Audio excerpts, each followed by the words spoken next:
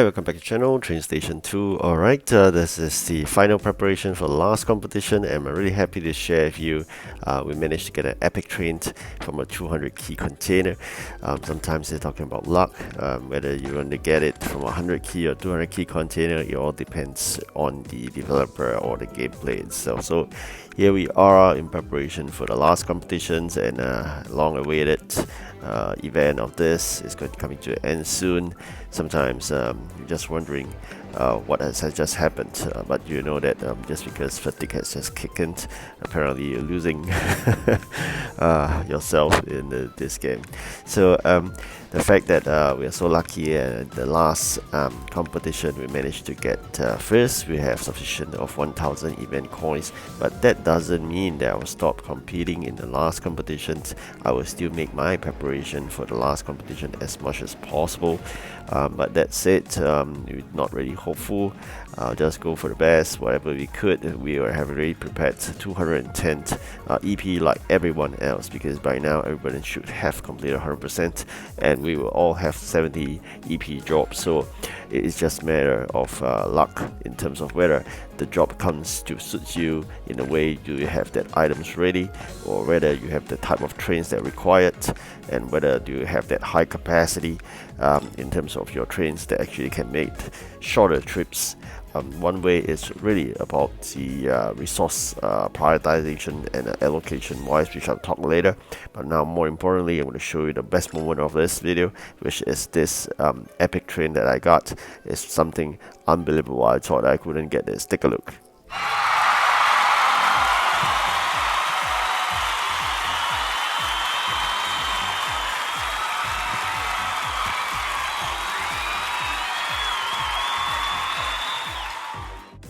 Alright, they're really amazing experience in opening 200 key container.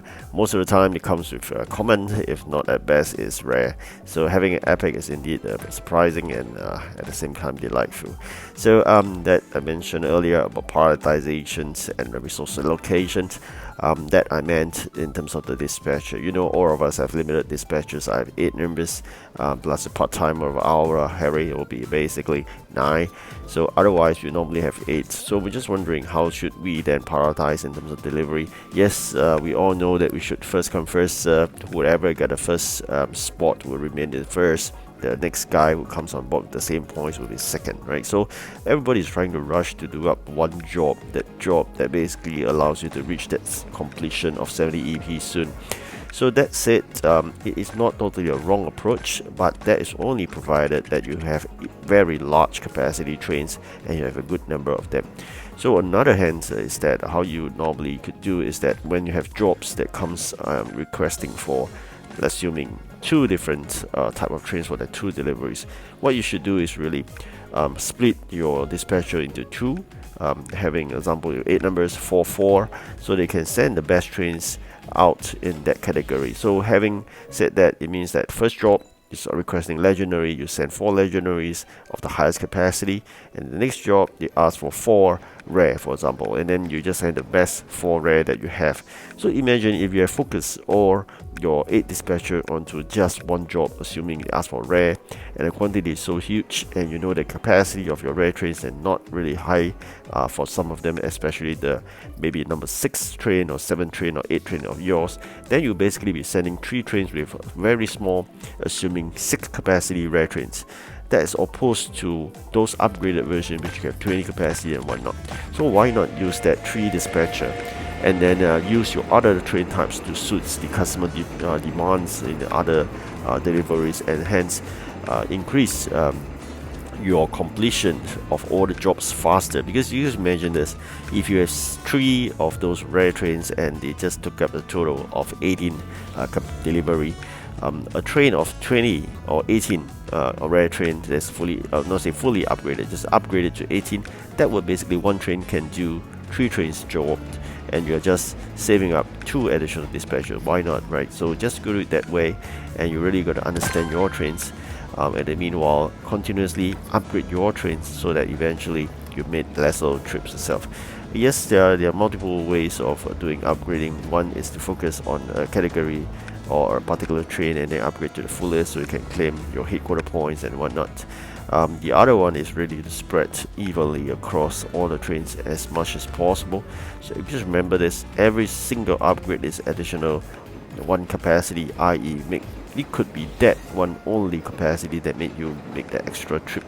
So you gotta really plan well. Sometimes you take a look at the demand at that juncture when you're doing the job, and then you can upgrade that particular train. Or sometimes you think about it, upgrading a very high capacity train, that single upgrade could be upgrading 3 or 4 other trains itself. So you got to balance it, what's best suits you, but do not just keep on spending aimlessly at upgrading all the low capacity train, like capacity of 4 to 5, and then you do another 4 to 5.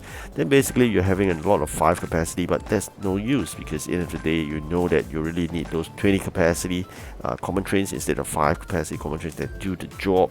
So really, a lot of planning in terms of upgrades, at the same time resource allocations and prioritization of job. These are basically the key factors in making those trip works the best outcome.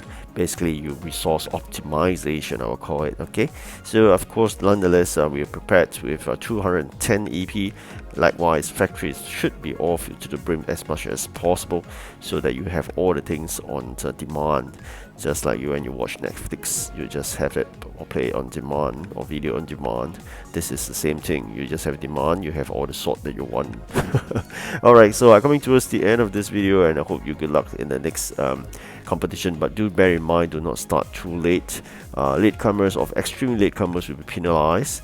At the same time, continuous upgrade your building so you can increase the population and hence warehouse spacing. Thank you for watching, and do like and subscribe. Goodbye.